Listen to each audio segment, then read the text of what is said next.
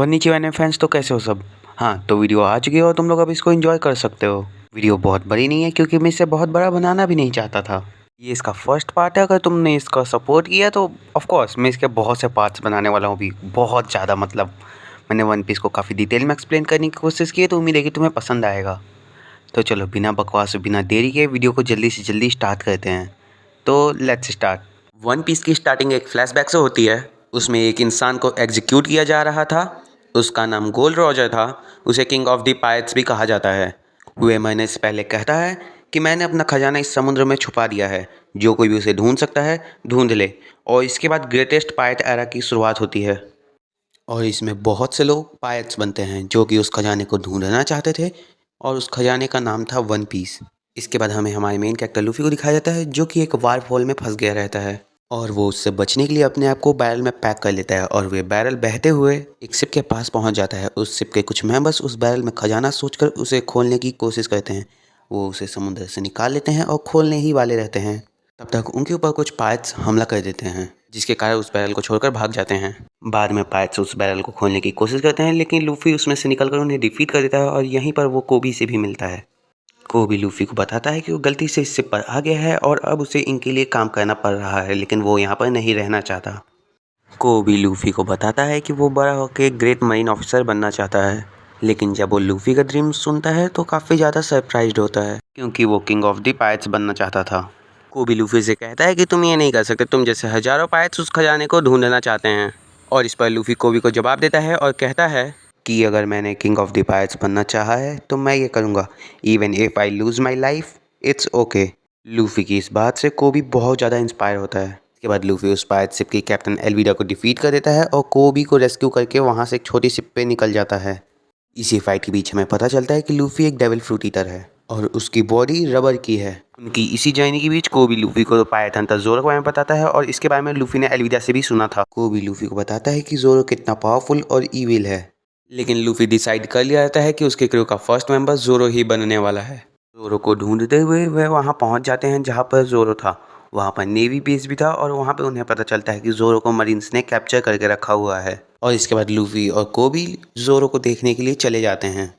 वो दोनों वहाँ जाकर जोरो को देखते हैं, जो कि कैप्चर रहता है, लेकिन उसे देखकर कोबी बहुत ज़्यादा घबरा जाता है। लेकिन तभी वहाँ पर एक छोटी सी बच्ची जोरो से मिलने के लिए आती है। वो जोरो के लिए राइस बॉल्स बनाकर लाई रहती है ताकि जोरो उसे खा सके, क्योंकि वो बहुत समय से वहाँ पर कैप्चर्ड था। लेकिन जोरो उसको वहाँ से जाने को कहता है। तभी वहाँ पर एक आदमी कुछ मरीन ऑफिसर्स के साथ आता है, जो कि उस बच्ची से एक राइस बॉल छीनकर उसे टेस्ट करता है और उसको गंदा बताकर उसे पैरों से कुचलने लगता है। फिर आदमी एक मरीन ऑफिसर को ऑर्डर देता है कि उस बच्ची को उठाकर फेंक दो, जिसके कारण उसे न चाहते हुए भी ऐसा करना पड़ता है। लेकिन लूफी उसको बचा लेता है। इसके बाद लूफी जाकर जोरो से मिलता है और उससे थोड़ी बहुत बातें करता है, और फिर वो वहाँ से जाने लगता है। लेकिन जोरो उसको तभी रोकता है और लूफी से उन्हें उठाकर खिलाने को कहता है, जिस पर लूफी उससे कहता है कि वो गंदे हो गए, लेकिन जोरो उस पर चिल्ला के कहता है कि बस उसे खिला दो। और जोरो उसको खा लेता है और उसके बाद कहता है कि जाकर उस बच्ची से कह देना कि इसका टेस्ट अच्छा था। लूफी ऐसा ही कहता है और जाकर उसे बता देता है, और वो बच्ची इस पर बहुत खुश होती है। को भी यही सोचा था कि उसे लगता था कि जोरो बुरा है, लेकिन असल में वो ऐसा नहीं रहता। और बाद में वो बच्ची बताती है कि असल में इसके पीछे सच क्या है। वो बताती है कि एक दिन हेलमेप्पो अपने कुत्तों के साथ वहाँ पे आ गया था और उसके रेस्टोरेंट में जाकर बाकी लोगों को परेशान करने लगा था, जिसके बाद वो उसको मारती है। लेकिन बाद में उन्हीं में से एक कुत्ता उसके ऊपर हमला करने के लिए आता है, लेकिन जोरो उसकी जान बचा लेता है। इस बात से गुस्सा होकर हेलमेप्पो जोरो पर अटैक करने आता है, लेकिन जोरो उसको बहुत ईजिली ही डिफीट कर देता है। जिस पर हेलमेप्पो जोरो से एक डील करते कि अगर जोरो वहाँ पर कैप्चर हो जाएगा 3 महीने के लिए और हेलमेप्पो को कुछ नहीं करेगा, तो हेलमेप्पो का बाप यानी कि वहाँ का कैप्टन मॉर्गन उस बच्ची को और उसकी माँ को कुछ भी नहीं करेगा। जिस पर जोरो एग्री हो जाता है। और ये सब जानने के बाद लूफी चला जाता है जोरो से ये कहने कि चल बेटा आ जा मेरे क्रू में। जिस पे कि ऑफकोर्स जोरो शुरुआत में तो मना करता है, लेकिन बाद में एग्री हो जाता है।